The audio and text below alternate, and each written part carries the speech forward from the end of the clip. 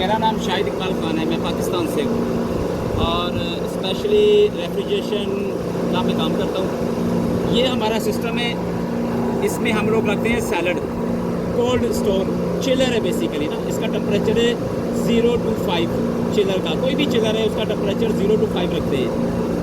और ये हमारा कंप्रेसर है हमारा हर्मेटिक रेसिप्रोकेटिंग कंप्रेसर है, इसका टाइप है इस तरह इसमें।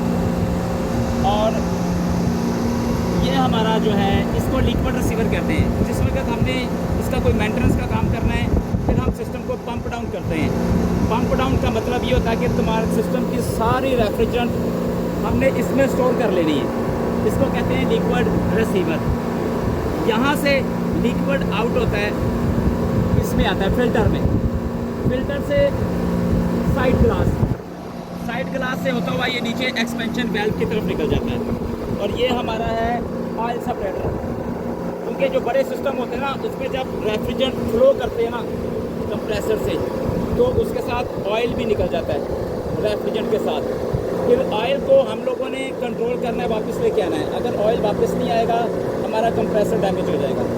तो इसीलिए हम लोग ऑयल सेपरेटर लगाते हैं सिस्टम में। और इसमें जो एक्सपेंशन वेल्व है उसको कहते हैं थर्मोस्टेटिक एक्सपेंशन वेल्व। 6 टाइप्स हैं इसकी।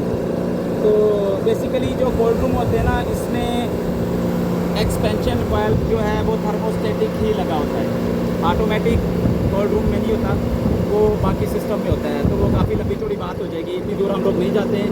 इस सिस्टम का जो प्रेशर है चिलर का आप देख रहे हैं 300 इसका प्रेशर है। और इस 300 ये है इसका HP हाई प्रेशर। और ये हमारा जो लो प्रेशर है ना ये हमारा कम से कम 35 to 40, बिटवीन 35 to 40 होना चाहिए। अभी हम लोग इसमें गैस चार्ज कर रहे हैं, अभी अंडर वर्किंग है ये, ठीक है ना। तो लटाएगा सामने। और ये हमारा जो पार्ट है इसको ये इधर आओ, इसको हम बड़ी आसान जुबान में कहेंगे ये है, आप इसको गार्ड कह लें, बॉडी गार्ड। किसका? कंप्रेसर का। HP LP।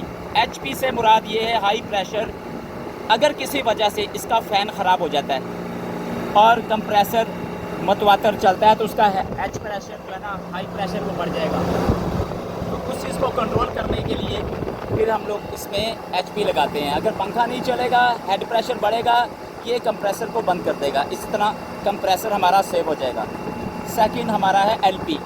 LP से मुराद है कि अगर किसी वजह से सिस्टम में गैस कम हो जाती है, लीक हो जाती है, तो हमारा कंप्रेसर मतवातर ना चलता रहे तो प्रॉब्लम होगा कंप्रेसर के लिए।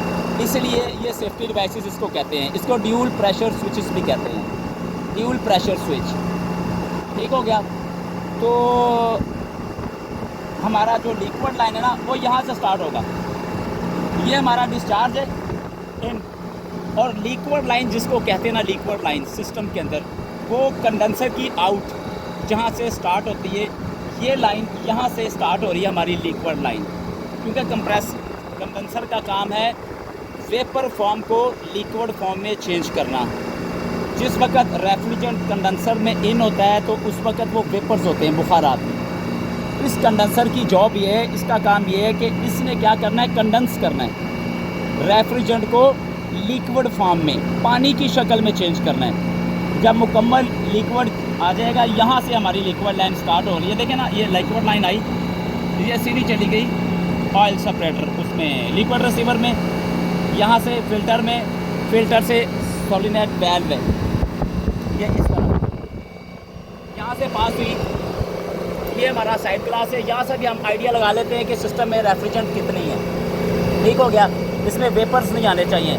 जब हमारा लिक्विड फ्लो जो स्मूथ हो जाता है ना तो उस वक्त भी हमें पता चल जाता है कि रेफ्रिजरेंट हमारी फुली चार्ज हो गई है सिस्टम के अंदर। तो अभी हम लोग काम कर रहे हैं, तो बाकी इंशाल्लाह फिर आपको बताएंगे। बहुत